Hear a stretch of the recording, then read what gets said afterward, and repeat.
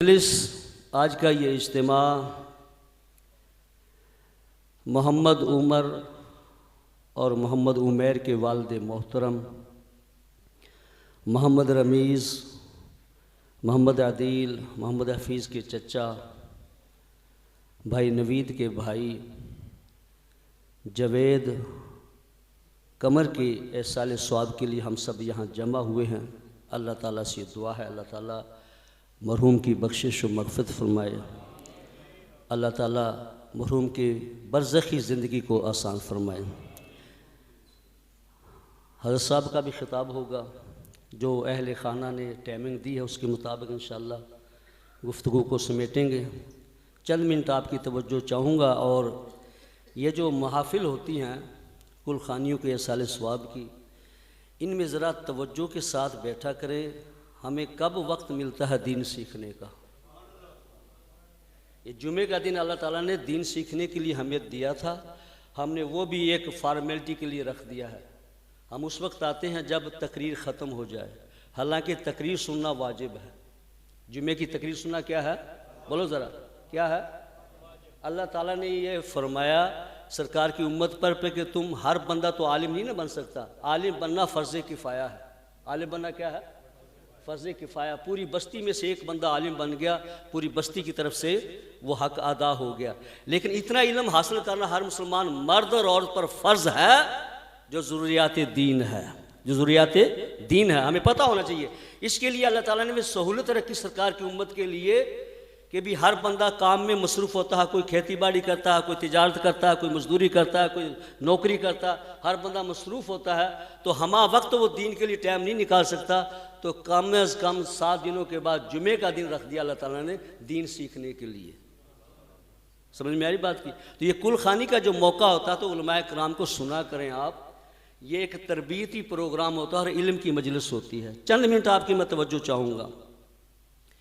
جو آیت کریمہ میں نے تلاوت کی ہے، کل نفس ذائقۃ الموت، اللہ تعالیٰ شاہ فرماتا ہر ذی روح نے جس کے اندر روح ہے، کل نفس ہر جان نے جس کے اندر روح ہے، اس نے موت کا ذائقہ چکھنا ہے۔ کیا کرنا ہے؟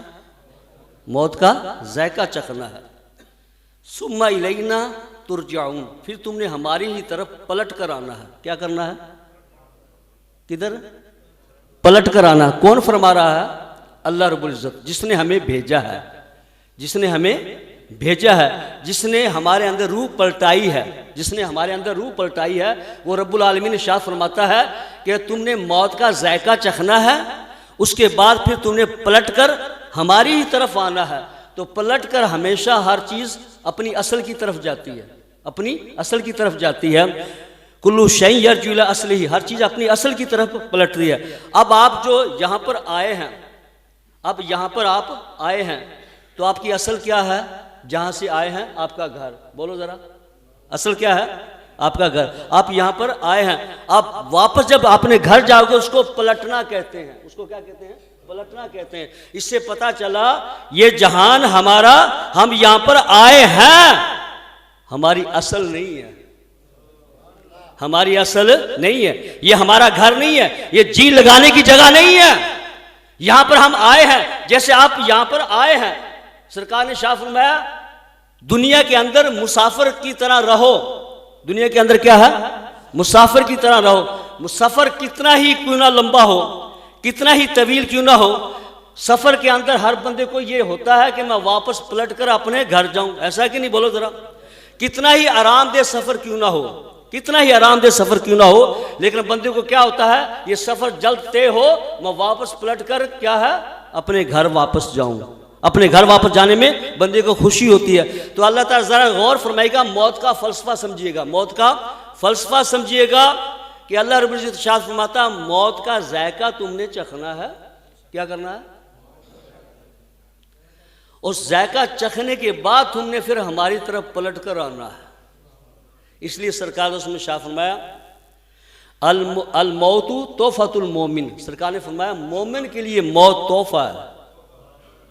بولو ذرا، تحفہ ملے تو خوشی ہوتی ہے کہ غمی ہوتی ہے؟ بولو ذرا۔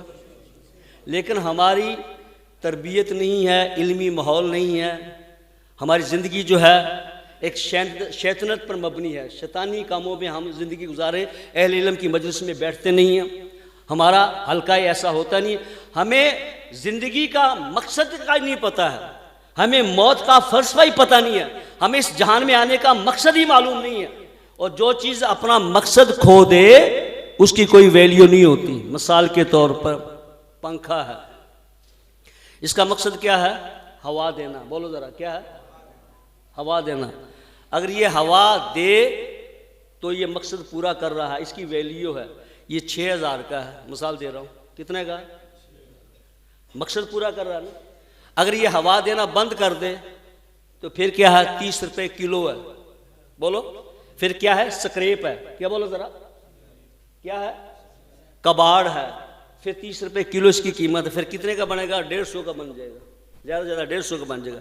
اس لیے اللہ تعالیٰ نے شاہ فرمایا اے انسان تمہیں وما خلقت الجن والانس الا لیعبدون، اے انسان ہم نے تمہیں اور جنات کو اس جہان میں جو بھیجا اپنی بندگی کے لیے بھیجا ہے۔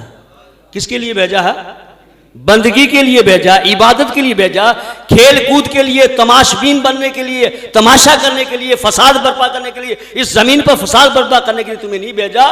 تم حضرت انسان ہے، تو میرے محبوب کا امتی ہے، تیرے سر پر وَلَقَدْ كَرَّمْنَا بنی آدم، تیرے سر پر میں نے عزت کا تاج رکھا ہے، تیرے سر پر میں نے عزت کی پگڑی باندھی ہے، تیرے سر پر میں نے عزت کا تاج رکھا ہے، تجھے مسجود ملائکہ بنایا ہے، تیری تعظیم یہ کی گئی کہ میں نے مسجود نوری فرشتے جو ہیں ان کو تیرے سامنے جھکا دیا، تیرے سامنے جھکا دیا۔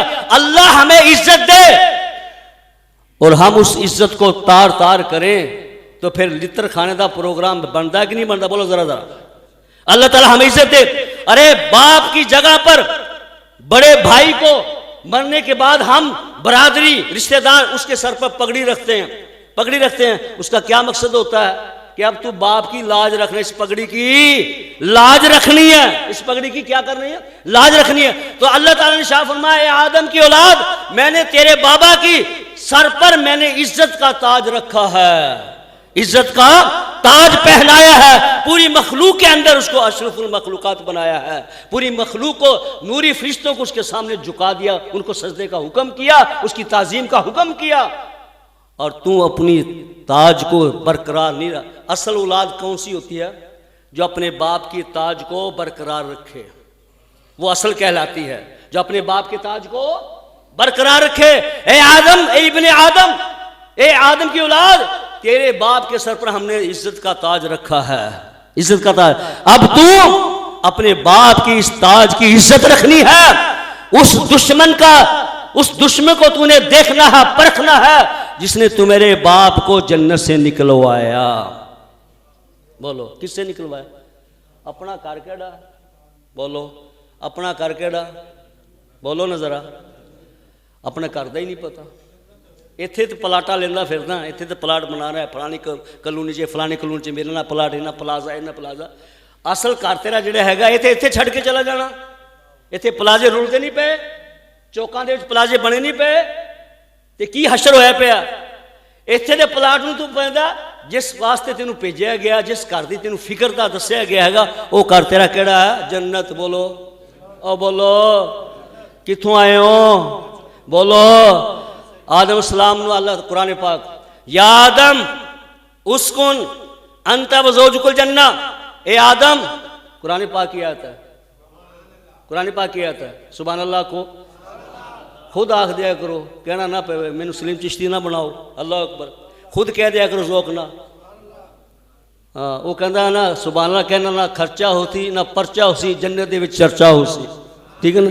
ادھر نہ خرچہ ہونا نہ پرچہ ہونا، تے جنت دے وچ کی ہونا؟ چرچا ہونا۔ سبحان اللہ، جدو اللہ تعالیٰ دی اور اپنے محبوب آقا کی کوئی بات آئے اور ایمان کو تقویت ملے، ٹھنڈ پہوے، تے سبحان اللہ کہنا چاہیے تھا۔ بولو ذرا سبحان اللہ۔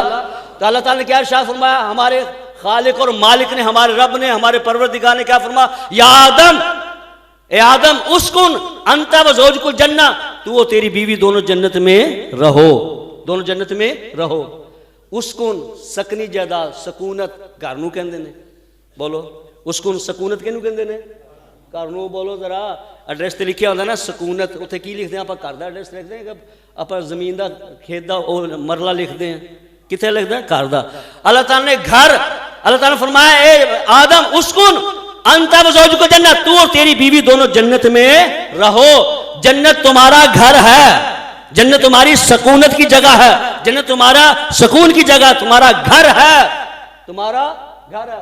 کہنے الاٹ کیتا, سارے بولو کہنے الاٹ کیتا, اللہ نے. پٹواری الاٹ کر دے کسی نو, انہوں کوئی نہیں توڑ سکتا, تے جنہوں اللہ الاٹ کرے انہوں توڑ دے گا کوئی. تے کہنے الاٹ کیتا اللہ تعالیٰ نے, کہنوں ساڑے بابا نو, اما ہوا ساڑی ماں, حضرت آدم السلام ساڑا بابا, تے جنت الاٹ کی تھی گھر واسطے, گھر ساڑے بابا دا جنت. تے اسی اولاد, بولو اسی اولاد, تے کی لکھ دے انہیں ایڈریس دے ہوتے, ہمراہ والدین, رہائش والدین, ہمراہ والدین. تے اولاد والدین دے نہ رہندی کہ نہیں, بولو ذرا والدین دے نہ رہندی کہ نہیں. تے پراپرٹی دے وچ والدین دے گھر دے وچ حصہ ملدا, بولو. تے جنت دے وچ کرتے اپنا جنت, تے حصہ لین دی کوشش ہے, کوشش تے کوئی نہیں, کوشش تے کوئی نہیں, حصہ ایویں مل جائے گا. ہوں تھوڑے ذہن چ گل آندی ہوئے گی کہ آپ صاحب تسی یہ کہہ دیتا کہ آدم دی اولاد, تے آدم دی اولاد تے کافر بھی نے, مشرک بھی نے, بدعتی بھی نے, سکھ بھی نے, سارے نے جڑے کافر نے, منکر نے, مشرکین نے, وہ بھی تے آدم دی اولاد ہے, تے انہوں نے بھی والدین دی ریاست او دے وچ گھر دے وچوں حصہ وراثت ملے گی. تے تسی روزانہ عدالتاں وچ ویکھ رہے ہوندے باپ خود اشٹام لکھا رہا ہوندا, بولو میں اپنے بیٹے کو اپنی منقولہ غیر منقولہ جائیداد سے آگ کرتا ہوں باوجہ, بولو ذرا, اور ٹلے پہ گئے, پتہ نا, پتہ نہ ہو وراثت حصہ مل جائے گا, حقدار بن رہے ہو. بولو کہ دے کہنے چل رہے ہیں, شیطان دے کہنے, کہ دے کہنے چل رہے ہیں, شیطان دے کہنے. جن نے ساڑے باپ نو جنت چو کر چو بے کار کیتا, جے باپ نو کرو بے کار کر دے وہ سجن کے دشمن, بولو. تے اللہ تعالیٰ فرماندہ وَلَا تَتَّبِعُوا خُطُوَاتِ الشَّيْطَانِ, شیطان دے نقشے قدم تے نہ چلو, اِنَّهُ لَكُمْ عَدُوٌّ مُبِينٌ, تھوڑا کھلا دشمن ہے, تھوڑے پیو دا دشمن ہے. تھوڑے پیو نو میں جنت الاٹ کی تھی, انہیں تھوڑے پیو نو جنت چے کڑوایا, بولو. تے تسی او دے نال چلو گے.